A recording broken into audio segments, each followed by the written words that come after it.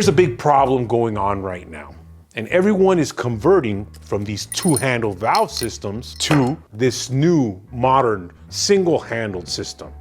But they're not replacing the old metal pipes that connect to these valves, that are bringing all the water to the valve.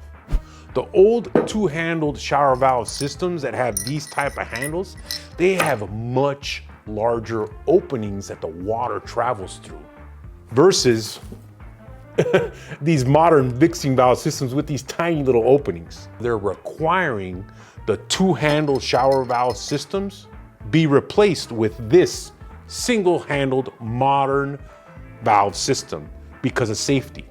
They prevent scalding, but it's at a cost. The new single-handle valve systems have much smaller openings, and because of that, stuff can get caught in it.